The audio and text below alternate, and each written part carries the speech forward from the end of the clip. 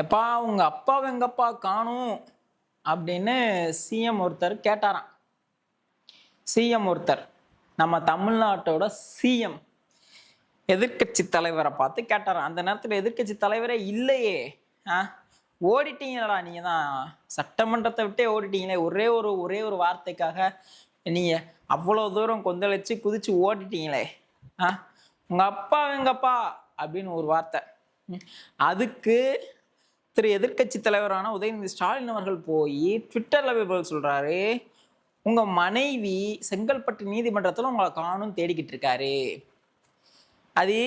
இது ஒரு அரசியல்வாதி இல்லை, சரியா? விஜய் அவர்கள் நீங்க சொல்ற மாதிரி ஒரு நடிகர். இத்தனை வருஷம் அவர் கட்சி ஆரம்பிக்கல, 2 வருஷம் ஆகி ஒரு குழந்தை கட்சி. அவருக்கு எப்படி பேச தெரியல, சரியா? ஆனா அண்ணா ஆரம்பிச்ச ஒரு கழகம் அவர் இறந்த ஒரே வருஷத்துல கருணாநிதி அவர்களால் எப்படி சொல்றது, கையகப்படுத்தப்பட்டு அவரது மகன், அவரது பேரன், இப்படி குடும்ப வழியா ஒரு அரசியல் கட்சி தலைவர்களாக இருந்த ஒரு அரசியல் தெரிஞ்ச ஒரு எதிர்கட்சி தலைவர் இப்படி பேசலாமா? சொல்லு, பேசலாமா இப்படி?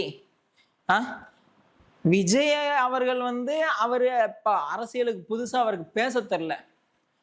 உங்க சின்ன ஆளு என்ன பேசினாரு, அது கரெக்டா? கருத்து சுதந்திரம் தமிழ்நாட்டுல இல்ல அப்படின்றீங்க. ஒரு தனி மனித சுதந்திரங்கிறது இல்லை, ஒரு இன்னும் எப்படி சொல்றது, ஒரு பேச்சு சுதந்திரம் இல்லை அப்படின்னு இந்த அம்மா கனிமொழி அம்மா சொல்லுது. அப்போ உங்க மருமகன் பேசினப்ப நீங்க அதை கண்டிச்சிருக்கணும்ல. இல்ல, நீ சட்டமன்றத்தை பூட்டி வைப்பியா, பூட்டி வையி உன் எலும்பு பூரா உடைக்கிறேன் அப்படின்னு சொன்ன மார்க்கண்டேயன் அவர்களுக்கு ஒரு அறிக்கை விட்டுக்கணுமா இல்லையா? கண்டன அறிக்கை. As a political leader, not only a political leader, a senior political leader. நீங்க எல்லாம் எக்ஸ்பீரியன்ஸ்டு பொலிட்டிக்கல் லீடர். உங்க அண்ணன், நீங்க, உங்க மருமகன், அவரோட மச்சான், இப்படி எல்லாரும் ஒரு கட்சி சார்ந்து நீங்க ஒரு குடும்பம் தானே. அந்த குடும்பத்துல இருந்து ஒரு அறிக்கையாச்சும் வந்துச்சா? நீங்க பேசுற தப்பு, இப்படி பேசாதீங்க, திமுக தலைமையில இருந்து ஏதாச்சும் ஒரு அறிக்கை வந்துச்சா? ரசிக்கிறீங்க அப்படியே உட்காந்துக்கிட்டே. அப்ப மட்டும் உங்களுக்கு இனிச்சிச்சோ? அவரை கைது பண்ண உடனே அப்படியே ஆளுக்கு அறிக்கை எழுதிட்டு வாரீங்க. என்ன ஒரே அறிக்கை, அதை 10 ஜெராக்ஸ் எடுத்து ஆளுக்கு அப்படி அப்படியே போடுறீங்க. உங்க மருமகன் துபாயில இருந்து போடுறாரு, உங்க மருமகன் வரவே இல்லை, உங்க மருமகன் எங்க இருக்காருன்னு தெரியல. ஏன் மேடம், திரு உதயநிதி ஸ்டாலினான எதிர்கட்சி தலைவர் எங்க இருக்காரு தெரியல. சட்டமன்றத்துக்குள்ள பேய் அடிச்ச மாதிரி உட்காந்துருக்காரா சிஎம். அவர் உட்கார்ந்துருந்தா என்ன, படுத்திருந்தா என்ன, உங்களுக்கு என்ன? நீங்க செஞ்ச தப்புகளை சொல்லும் போது எந்திரிச்சு ஓடுனீங்கள, நாங்க ஓடவே இல்லை அப்படின்றீங்க. ஓடினதான் டிவியில லைவா பார்த்தோமே.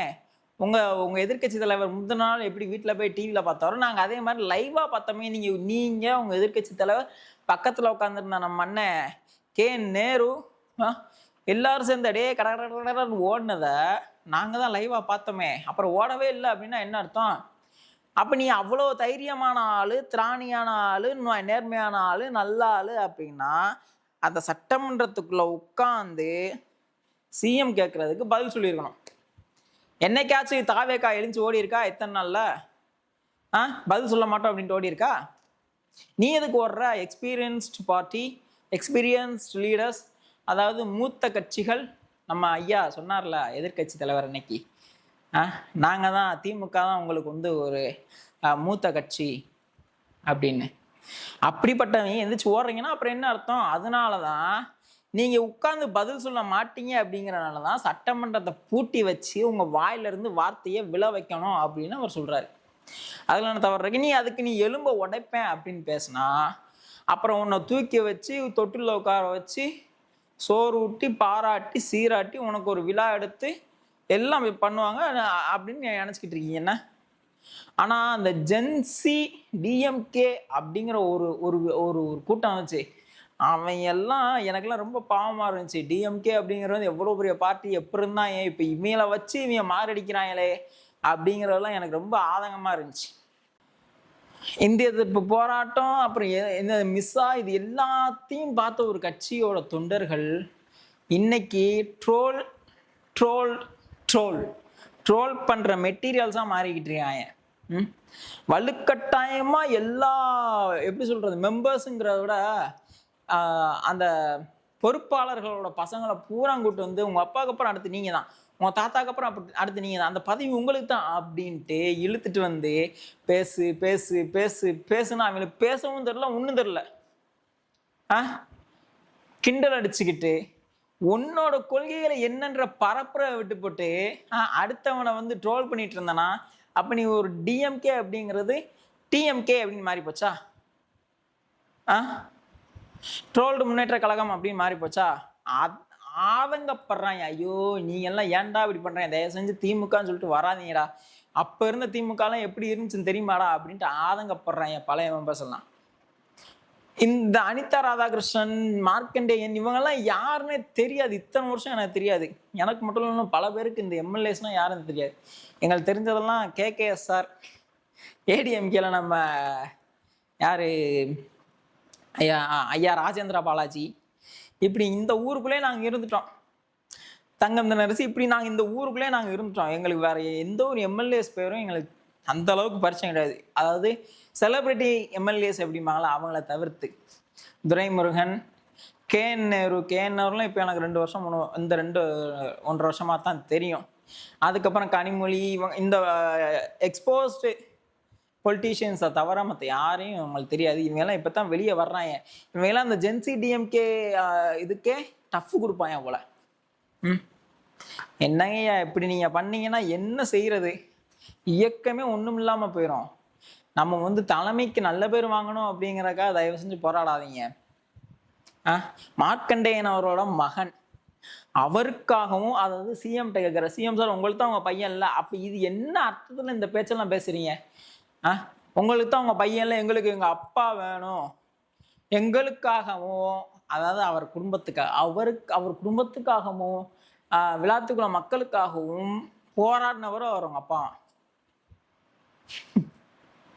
அவர் வந்து ஒரு இங்கிலீஷ்ல வேற பேசுறாப்புல. அதெல்லாம் எதுக்கு? ட்ராமா எதுக்கு? தப்பு. உங்க அப்பா பேசுனா தப்பு, அவ்வளவுதான். அதை உங்களால ஒத்துக்க முடிஞ்சா? கருத்து சுதந்திரம், சோறு சுதந்திரம், குழம்பு சுதந்திரம், கூட்டு சுதந்திரம், அப்பளப்பு சுதந்திரம், எந்த சுதந்திரமும் இல்லை. இருந்துட்டு போகுது. போன பீரியட்ல எல்லாமே இருந்துச்சா? ஒரு ட்வீட்டுக்காக தூக்கி உள்ள போட்ட கட்சி தானே உங்க கட்சி. ஒரு பார்ட்டி அரெஸ்ட் பண்றதுக்கு தனிப்படை அமைச்சிங்க. பல விஷயங்கள் நீங்க சவுக்கு சங்கர் எவ்வளவு தூரம் நீங்க இது பண்ணீங்க. இதெல்லாம் உங்க பீரியட்ல நடந்தா உங்களுக்கு வந்த ரத்தம் எங்களுக்கு வந்து தக்காளி சட்னியா அப்படிங்கிற மாதிரிதான் இருக்கு. என்னத்தையோ பண்றீங்க. நல்லதா பண்ணுங்க. இந்த இயக்கத்தை உசுரோட வச்சுக்கிறதுக்கு பார்த்துக்கோங்க தயவு செஞ்சு.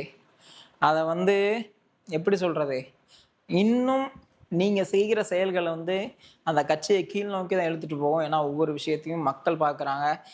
நீங்க ஆற்றுற ஒவ்வொரு வினைக்கும் ஒரு எதிர்வினை அப்படிங்கிறது உண்டு. அதை யோசிச்சுக்கோங்க. இன்னைக்கு அவர் பேசுனதும் நியூஸ்ல வந்திருக்கு, அதே மாதிரி அதுக்கு நீங்க முட்டு கொடுத்ததும் நியூஸ்ல வந்திருக்கு. அப்படின்னா உங்களை பத்தி மக்கள் என்ன நினைப்பாங்க அப்படிங்கிறதையும் யோசிச்சுக்கோங்க. அவ்வளோதான் சொல்லணும்னு தோணுச்சு, வேற ஒன்றும் இல்லை.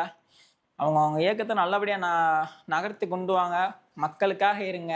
என் தலைவனை அப்படி பேசிட்டான், என் தலைவனை இப்படி பேசிட்டான், தேவையே இல்லை. என்ன விவசாய கடனை 8 வரீங்க, 10% கூட தள்ளுபடி பண்ணல அப்படின்றீங்க. ஏன் உங்க ஐயா மறைச்ச மாதிரி 3 லட்சம் கோடியை மறைச்ச மாதிரி எங்களுக்கு ஒரு 30 லட்சம் கோடியை மறைக்க முடியாது பண்ணிட்டு? அதை பண்றதுக்கு தான் வந்தானா அந்த ஆளு?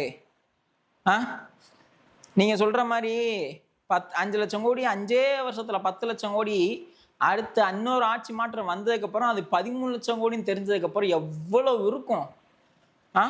கடன் வாங்கி அப்படி உங்க ஐயா என்னதான் செஞ்சாரு? ஒண்ணுமே செய்யல. அதையும் இப்ப இதைத்தான் செய்யணும் அப்படின்றீங்களா? அப்படின்னா யாருனாலும் என்னன்னாலும் செஞ்சுட்டு போலாம். ஒரு மக்கள் மேல கடன் சுமையை சுமத்திட்டு அதை செய்யணும் அப்படிங்கிற அவசியம் என்ன இருக்கு? இன்னைக்கு தற்காலிகமா இப்போ தேவைக்கு கடன் வாங்குறதுக்கு என்ன வழி? ஆடி மாசம் வந்துருச்சு. ஆடி பட்டத்துக்கு வாங்கி ஒரு விதனல் வாங்குறதுக்கு கடன் வாங்குறதுக்கு உண்டான வழிமுறைகளை அமைச்சு கொடுத்துருக்காரு. அவ்வளவுதான். பண்ணுவாங்க. உங்களை மாதிரி கடன் வாங்கி தான் பண்ணணுங்கிற அவசியம் எந்த ஒரு இதுவும் இல்லை. சரியா? பண்ணுவாங்க. அவங்களும் புரிஞ்சுக்குருவாங்க. நீங்க ஊடால இருந்துக்கிட்டு இந்த வேலையெல்லாம் பார்த்துக்கிட்டு இருக்காங்க தயவு செஞ்சு. அப்படிங்கிற சொல்லிட்டு இந்த வீடியோ முடிக்க tata bye see next video. டிஎம்கேவா இருந்தாலும் சரி சப்ஸ்கிரைப் பண்ணிட்டு போயிருங்க மறக்காம. 4 பேருக்கு ஷேர் பண்ணுங்க. பார்ப்போம். Tata bye see next video.